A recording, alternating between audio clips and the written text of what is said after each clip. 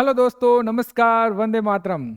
सम उत्कर्ष के इस online platform पर आपका पुनः एक बार स्वागत और अभिनंदन है। आज है 28 नवंबर और आज हम 28 नवंबर के समसामयिक और करंट की चर्चा करेंगे क्वेश्चन आंसर के माध्यम से। तो शुरुआत करते हैं क्वेश्चन आंसर से। तो आज का पहला क्वेश्चन है, हाल ही में भारतीय संविधान की किस भाषा में प्रतियां जारी की गई हैं? संस्कृत में, मैथिली में, दोनों में या भोजपुरी में? तो कौन सी दो भाषा में जारी की गई है भाई? संस्कृत और मैथिली में। 26 नवंबर को संविधान दिवस मनाया जाता है हर साल। तो उसी दिन ये दो संस्कृत और मैथिली भाषा में दो संविधान की प्रतियां जारी की हैं। चलते नेक्स्ट। देश के संविधान के 75 साल पूरे होने पर पुरानी संसद के सेंट्रल हॉल में हमारा संविधान हमारा स्वाभिमान थीम पर, तो थीम क्या थी? हमारा संविधान और हमारा स्वाभिमान आधारित कार्यक्रम आयोजित किया गया। तो क्वेश्चन ये भी बन सकता है कि 26 नवंबर 2024 जो संविधान दिवस मनाया गया है उसकी थीम क्या थी? तो क्या थीम थी भाई? हमारा संविधान हमारा स्वाभिमान। इस कार्यक्रम में संस्कृत और मैथिली में संविधान की दो प्रतियां जारी की गई हैं। संविधान अपनाने के 75वीं वर्षगांठ पर एक सिक्का और एक टिकट भी जारी किया गया है। दो किताबें भी जारी की हैं जिसका क्या नाम है? भारतीय संविधान का एक झलक और भारतीय संविधान का निर्माण और उसकी गौरवशाली यात्रा, दो किताबें भी जारी की हैं, का विमोचन किया गया है। 26 नवंबर को हर साल संविधान दिवस के रूप में मनाया जाता है। ये 2015 से शुरू हुई थी संविधान दिवस मनाने। नेक्स्ट है, आईपीएस रसीम शुक्ला किस राज्य की पुलिस महानिदेशक डीजीपी बनी है? कर्नाटक की, केरल की, तमिलनाडु की और महाराष्ट्र की? तो कहाँ की बनी है भाई? महाराष्ट्र की। महाराष्ट्र में हाल ही में चुनाव थे, उस समय भी ये डीजीपी थी, उनको हटा दिया गया चुनाव आयोग के द्वारा। अब चुनाव खत्म हो गए तो उनको वापस बना दिया गया, डीजीपी वापस बना दे। बात महाराष्ट्र की है। महाराष्ट्र में अभी कोई नया सीएम नहीं मिला है, तो शिंदे साहब ने इस्तीफा दे दिया है और अभी कोई नया सीएम नहीं बना। तो राज्यपाल कौन है भाई? राज्यपाल है सीपी राधाकृष्ण।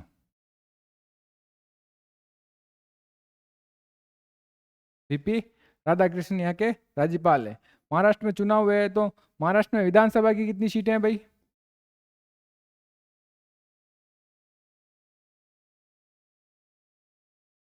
288। ये विधानसभा की सीटें। विधान परिषद की?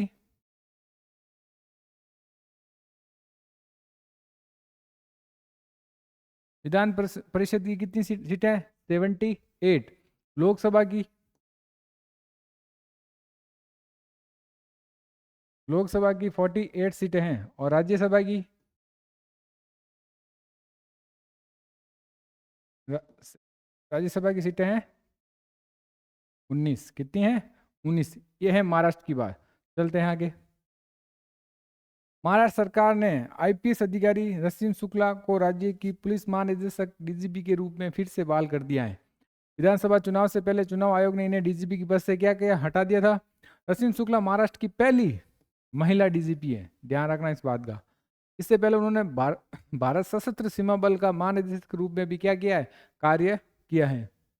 नेक्स्ट देखो, महाराष्ट्र के बारे में। महाराष्ट्र की स्थापना कब हुई थी? 1 मई 1959 में महाराष्ट्र की स्थापना हुई थी। राजधानी बंबई।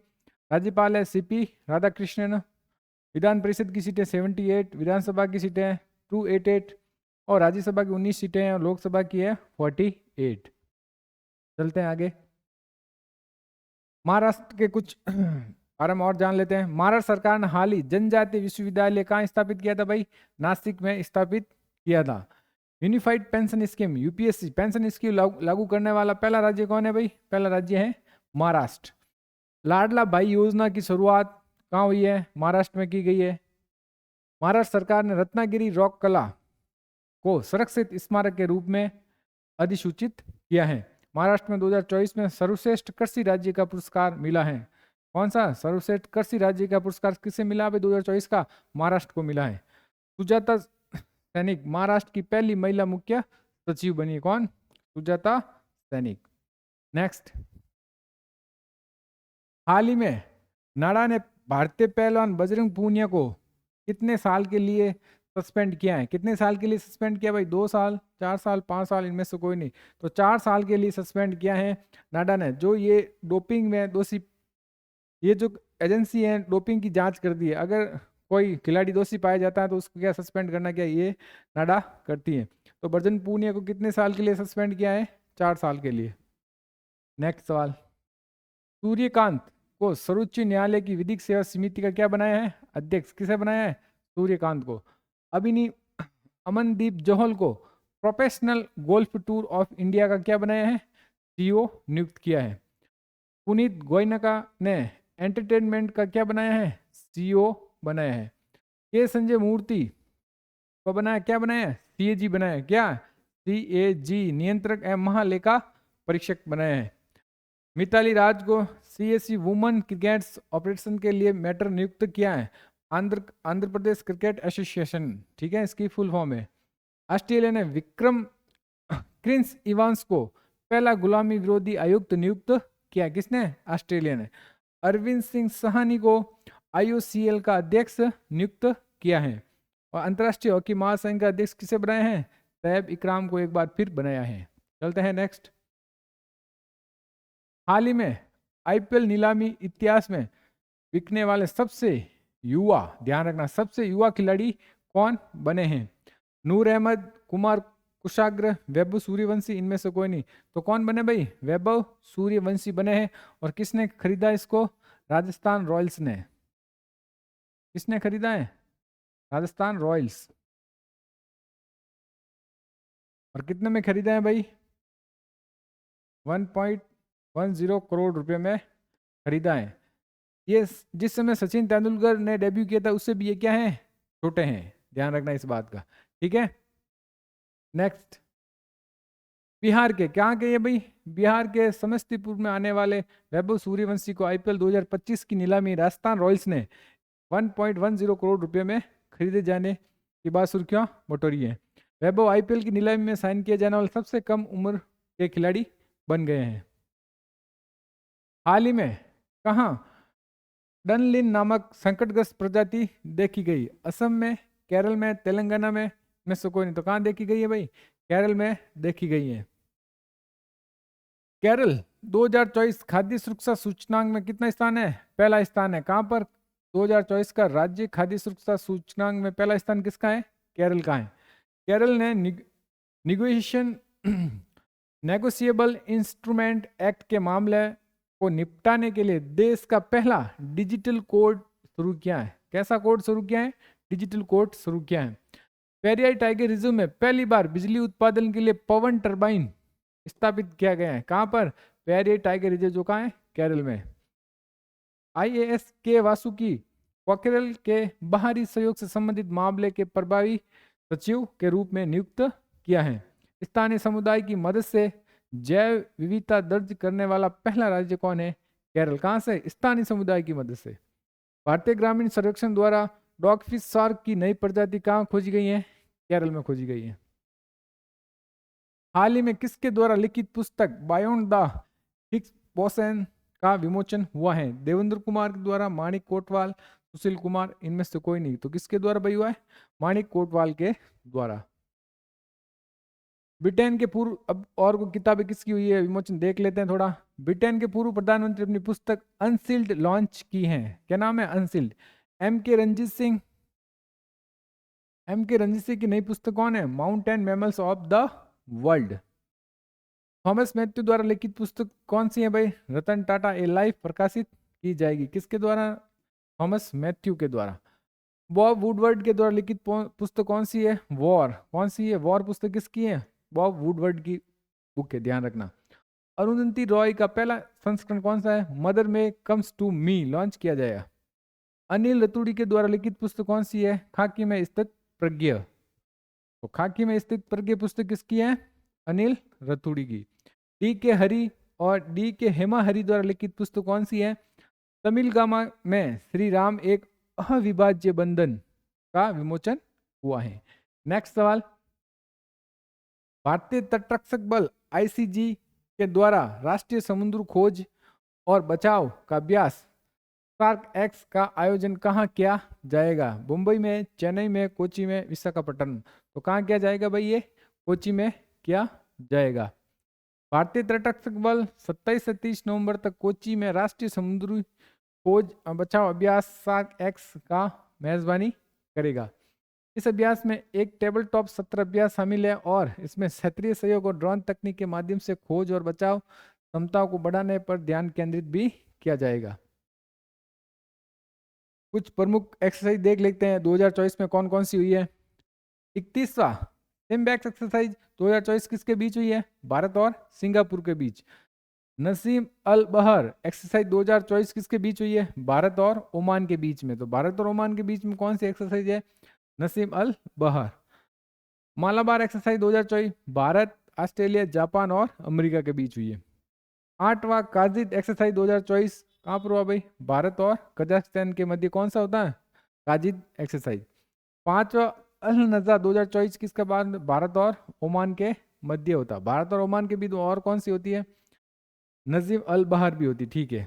20वां युद्ध अभ्यास 2024 भारत और अमेरिका के मध्य हुआ है। 22वां वरुण अभ्यास भारत और फ्रांस के मध्य हुआ है। 10वां मित्र शक्ति एक्सरसाइज 2024 किसके बीच हुआ है? भारत और श्रीलंका के मध्य हुआ है। उल्ची फ्रीडम शील्ड एक्सरसाइज 2024 दक्षिणी कोरिया और अमेरिका के मध्य हुआ है। उदार शक्ति 2024 भारत और मलेशिया के मध्य हुआ है। उदार शक्ति 2024। नेक्स्ट है राष्ट्रीय गोपाल रत्न पुरस्कार 2024 किस मंत्रालय विभाग के द्वारा प्रदान किए गए हैं? सहकारी मंत्रालय, कोऑपरेटिव कार्य मंत्रालय, विदेश मंत्रालय, पशुपालन एंड डेयरी विभाग। तो कौन है भाई? पशुपालन एंड डेयरी विभाग है राष्ट्रीय गोपाल रत्न पुरस्कार। तो किस किस को दिए थोड़ा देख लेते हैं। पशुपालन डेयरी विभाग राष्ट्रीय गोपाल रत्न पुरस्कार 2024 विजेताओं की घोषणा की। इसमें 2024 के लिए पशुधन और डेयरी क्षेत्र में सबसे उच्च राष्ट्रीय पुरस्कारों में से एक है। केंद्रीय मत्स्य पालन और पशुपालन डेयरी मंत्री कौन है? राजीव रंजन सिंह। ये कौन है भाई? केंद्रीय मत्स्य पालन और पशुपालन डेयरी मंत्री है। Best dairy farmer rearing digestion breeds प्रथम कौन है भाई? रेणु। कहाँ की है? जज्जर हरियाणा की। किसे दिया गया है? रेणु को दिया गया है।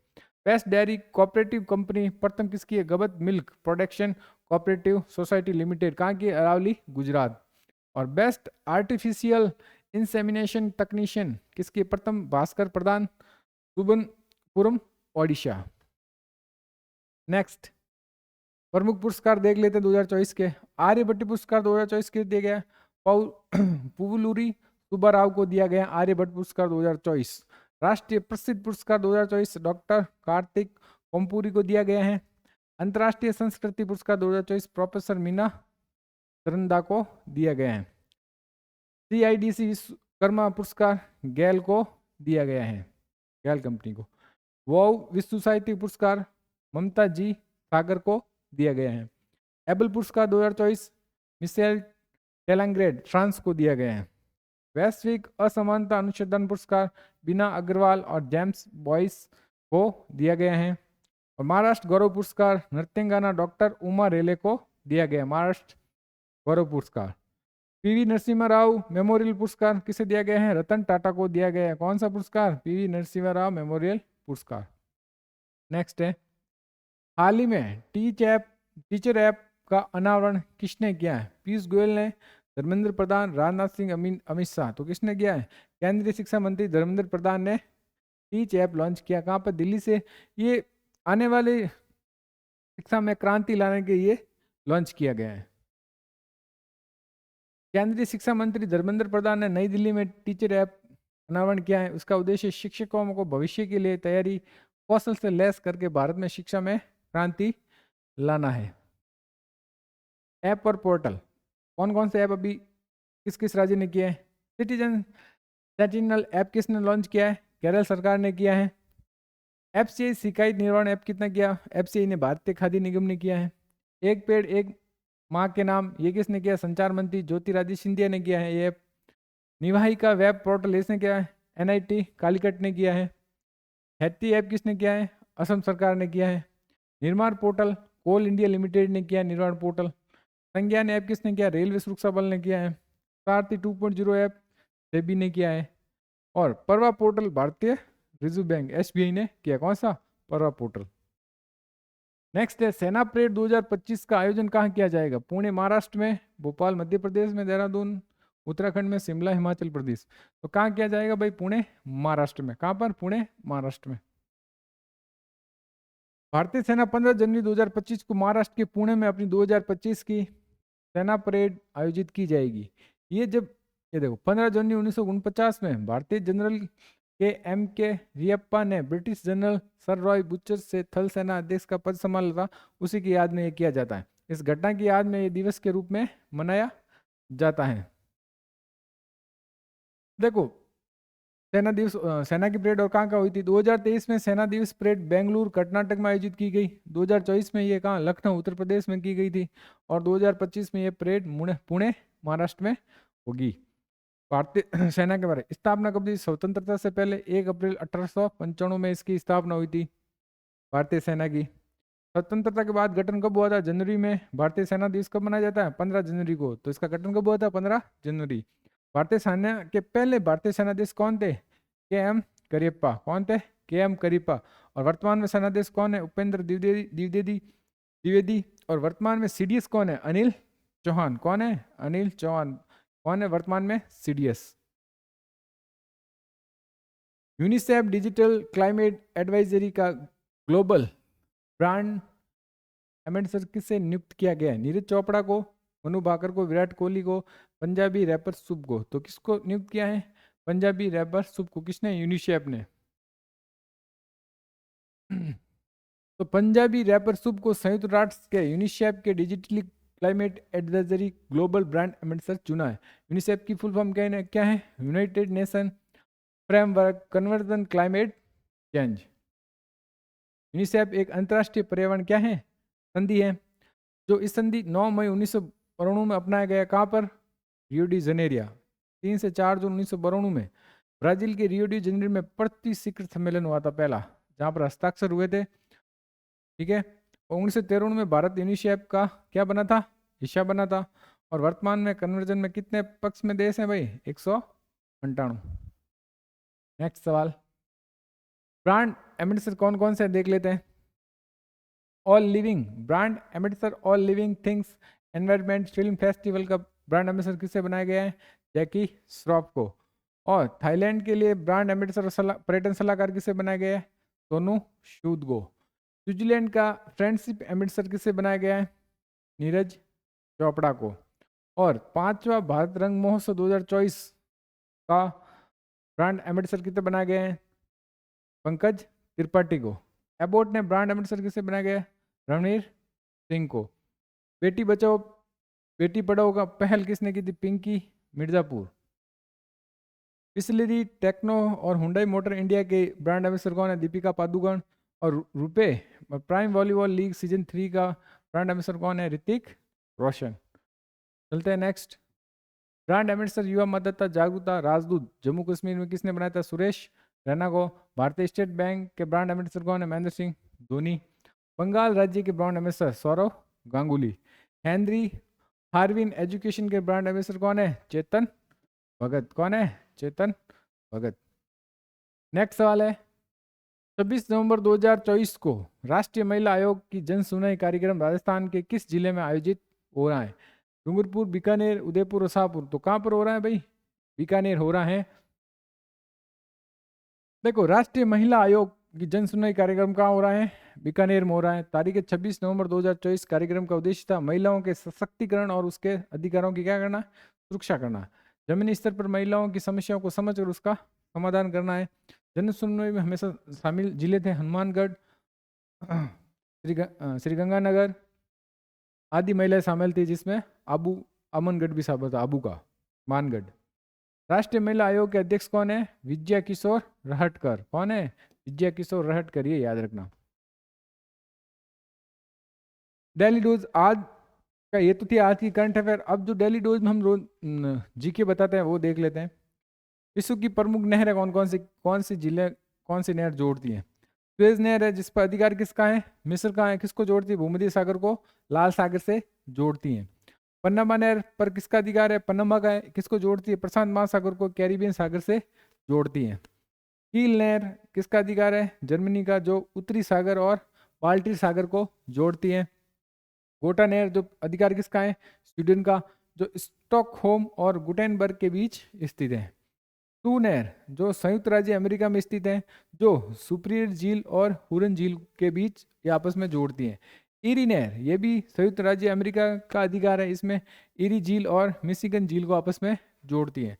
पेलेंड नहर ये भी संयुक्त राज्य अमेरिका की है, जिसमें ईरी झील और ऑन्टेरियो झील को आपस में जोड़ती है। ये थी आज की डेली डोज। नेक्स्ट आज का क्यूज क्या है, हाल ही में किसने खाद्य जनित बीमारियों को राष्ट्रीय आपदा घोषित किया है। ये क्वेश्चन के आंसर को आपको कमेंट बॉक्स में बताना है। फटाफट अब कल के क्या क्वेश्चन थे देख लेते हैं एक बार।